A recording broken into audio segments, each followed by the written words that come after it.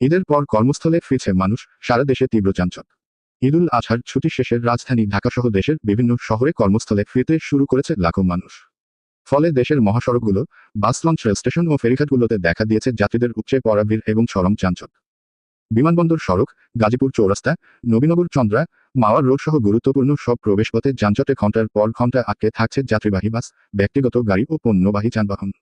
বিশেষ করে গাজীপুর, টাঙ্গাইল, মুন্সিগঞ্জ, নারায়ণগঞ্জ এবং কুমিল্লা ময়নামতি অঞ্চলে তীব্র যানজট ও ধীরগতির ভোগান্তি দেখা যাচ্ছে।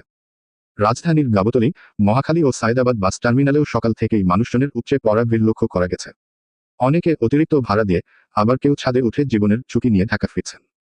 বিআরটিএ এবং হাইওয়ে পুলিশের পক্ষ থেকে জানানো হয়েছে, যানবাহনের অতিরিক্ত চাপ, কিছু স্থানের সড়ক সংস্কার কাজ এবং অনিয়ন্ত্রিতভাবে থেমে থেমে গাড়ি চলার কারণেই এই যানজট সৃষ্টি হয়েছে।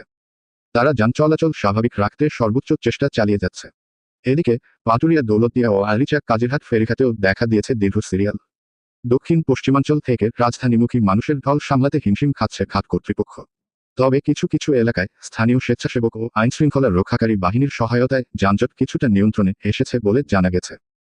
যাত্রীদের অভিযোগ, পরিবহন খাতের যথাযথ সমন্বয়ের অভাব, অপ্রতুল গণপরিবহন এবং অতিরিক্ত ভাড়া আদায় করাই এই ভোগান্তির মূল কারণ। তারা সরকারের কাছে যান চলাচলে শৃঙ্খলা ফেরাতে জরুরি পদক্ষেপ গ্রহণের দাবি জানান। সারা দেশে ছুটি শেষে ঈদের আনন্দ সঙ্গী করে কর্মস্থলে ফেরা মানুষের এই যাত্রাপথ যেন হয়ে উঠেছে এক বিষাদময় ভ্রমণ। তবে প্রশাসনের পক্ষ থেকে পরিস্থিতি নিয়ন্ত্রণে আশ্বাস দেওয়া হয়েছে। ডেস্ক নিউজ, মোহাম্মদ রুবেল তালুকদার, দৈনিক জনতার আলো।